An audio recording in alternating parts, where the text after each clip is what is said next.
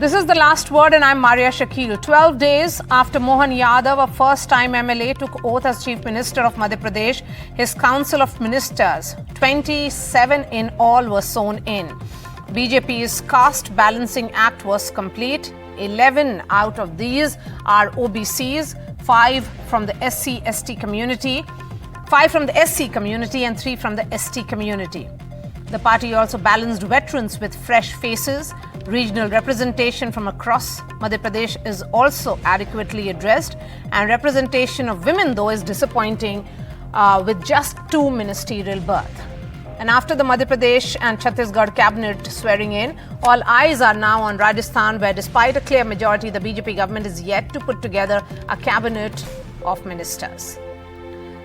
Chief Minister Bhajan Lal has made 2 trips to Delhi, and it is believed that the list of ministers is final. The BJP in Rajasthan is waiting for the final go-ahead from the centre, which is essentially the high command of the BJP, to go ahead with the swearing-in ceremony, which is likely to take place in the next 2 days. So the question that we ask on the show tonight, BJP's Balancing Act, will this be something that will be followed in Rajasthan as well? Joining me first on the show is former Union Minister and now a Minister in the newly sworn-in cabinet of Madhya Pradesh, Prahlad Patel, joining me from Bhopal. Prahlad ji नमस्कार, आदाब। नई जिम्मेदारी को कैसे देखते हैं आप? मैं नई जिम्मेदारी को नियति के साथ जोड़ता हूँ। आज सदैव अटल बिहारी वाजपेयी की जन्म जयंती है। मोदी सरकार इसे सुशासन दिवस के तौर पर मनाती है। सदैव अटल बिहारी वाजपेयी जी कहते थे, सदन छोटा बड़ा नहीं होता, जिम्मेदारी छोटी बड़ी नहीं होती।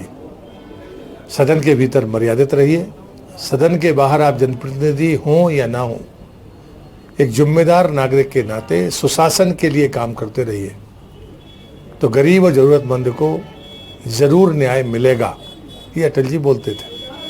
आज मैंने उसी दिन मध्य प्रदेश की जिम्मेदारी मुझे मिली है। मैं मोदी जी की उन निष्ठाओं पर ज़रूर कहूँगा जो उन्हें रोड मैप के तहत देश के सामने रखा है। गरीब कल्याण, महिला सशक्तिकरण, हमारे युवाओं का जीवन हमसे बेहतर हो, किसान जो अर्थव्यवस्था की रीढ़ की हड्डी है, उसे कीमत भी सही मिले और सम्मान भी मिले। तो मुझे लगता है कि जो तीसरा बड़ा संकल्प हमारे सामने है कि मध्य प्रदेश एक ऐसे भूगोल पर स्थित है जिसके पास में संसाधन और संभावनाएं दोनों हैं। हम देश के राज्यों की सूची पर नंबर 1 के स्थान पर पहुंचने की सामर्थ्य रखते हैं, और इसलिए मुझे लगता है कि जो टीम आज बनी है ये निश्चित रूप से अपने लक्ष्य को प्राप्त करेगी। मंत्री परिषद के गठन में क्या ध्यान में रखा गया है? क्योंकि नए चेहरे भी हैं, पुराने जो चेहरे थे वो भी कंटिन्यू हो रहे हैं, रीजनल बैलेंस भी किया गया है, तो आपके मुताबिक क्या ध्यान में रखा गया है? मुझे लगता है भारतीय जनता पार्टी का नेतृत्व तो हमेशा प्रयोग करता रहता है, और वो प्रयोग सफल प्रयोग होते हैं। अनुभव और नौजवानों की ऊर्जा दोनों मिलकर राज्य को गति भी देगी, प्रगति भी देगी, और जो लक्ष्य हम तय करेंगे उसे हासिल भी कर पाएंगे। तो टीम वर्क है, संतुलित टीम है, जिसमें ऊर्जावान और अनुभवी दोनों लोग हैं। हम अच्छा काम करेंगे, ऐसा मेरा विश्वास है। प्रहलाद जी, आप केंद्र में मंत्री रहे हैं और अब राज्य में मंत्री हैं, इससे क्या निराशा है? मैंने पहले ही आपसे कहा कि जो नेता हैं सदैव अटल बिहारी वाजपेयी हमारे, वो कहते ही थे कि जिम्मेदारी छोटी बड़ी नहीं होती। इसलिए मुझे लगता है कि आनंद के साथ में अपनी जिम्मेदारी को पूरा करना चाहिए, और मैं पूरी निष्ठा और क्षमता के साथ अपने जिम्मेदारी के पुनर्निर्वहन का संकल्प व्यक्त करता हूं। बीजेपी ने इस बार एक्सपेरिमेंट ये किया था कि केंद्र के मंत्री जैसे आप हुए और जो सांसद हैं भाजपा के, उन लोगों को चुनाव में लड़ाया था। इस एक्सपेरिमेंट को आप किस तरह से देखते हैं? भारतीय जनता पार्टी सामूहिक नेतृत्व की बात करती थी और सामूहिक नेतृत्व से फैसले करती रही है। इस बार भी सामूहिक नेतृत्व जनता के सामने था।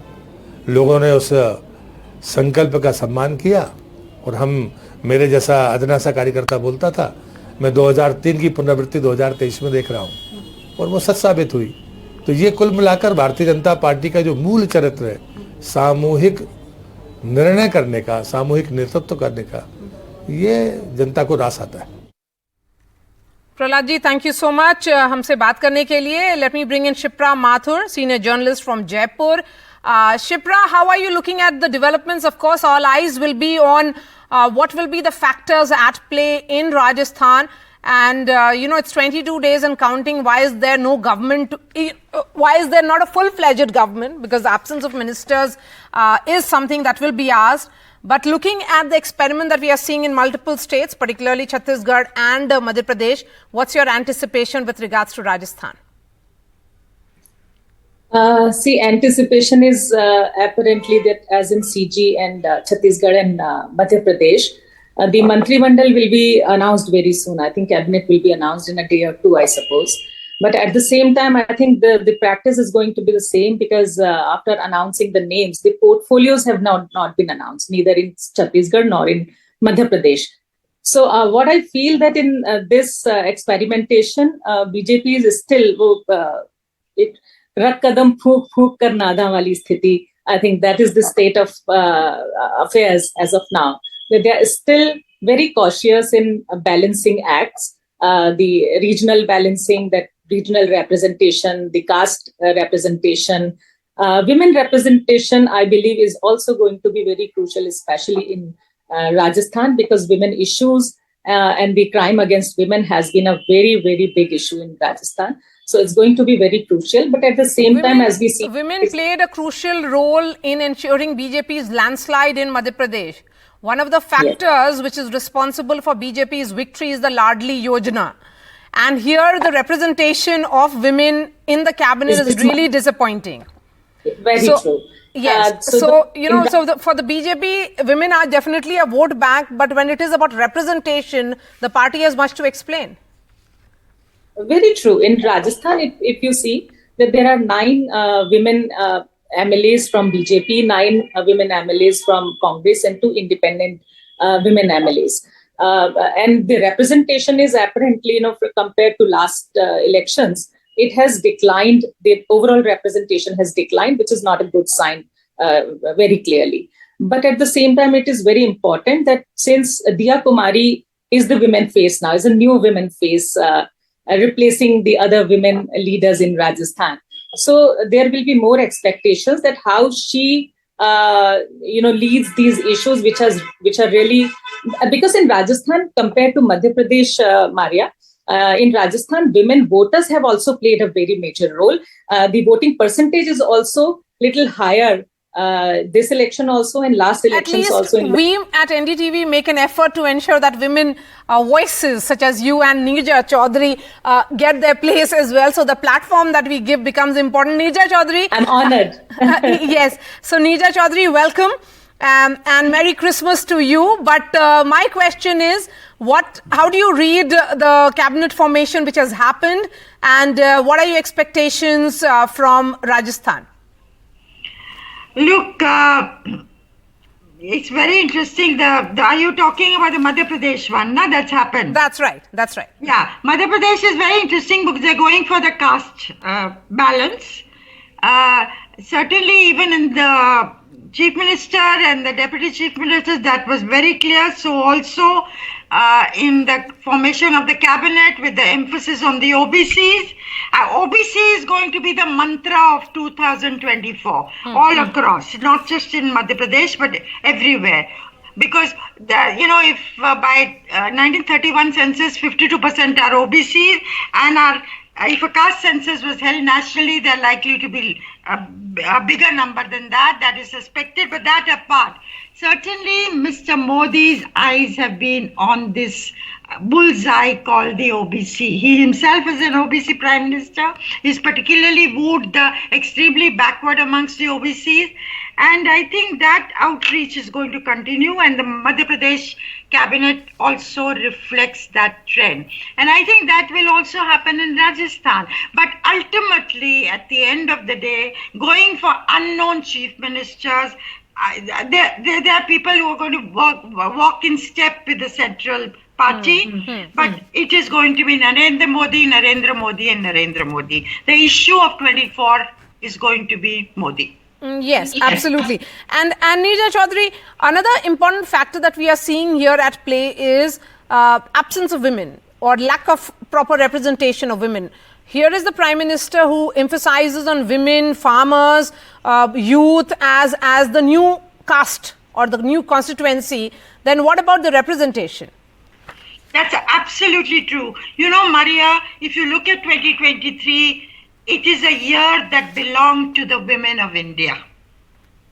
Whether it is the wrestlers at the beginning of the year, Sakshi Malik at the end of the year, you know, the change that has come about by the sports ministry, whether it's women who enabled the BJP to win in Madhya Pradesh because of Ladli Behna Yojana and a host of other schemes, but as recipients of that welfare measures, and they are fast emerging as a constituency that every party now wants to woo, including the ruling party, the Bharatiya Janata Party. And Mr. Modi has repeatedly said this, that it is not only as recipients that he would like to see them, but in leadership roles. But that does not reflect when it comes to giving them tickets, 10 to 15% in all the states, or it comes to giving them leadership roles in the cabinet as they should have been given. That is a fact. That's a fact that BJP should face squarely, as also other parties. Shipra, final words to you. You know, when we look at the Chief Minister and two Deputy Chief Ministers, the region clearly is Jaipur.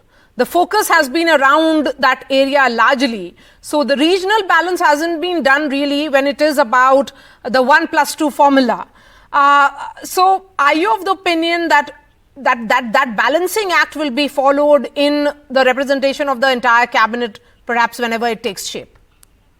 It might be there, Madam, but if you see the Chief Minister, he hails from Bharatpur. He fought from Jaipur constituency.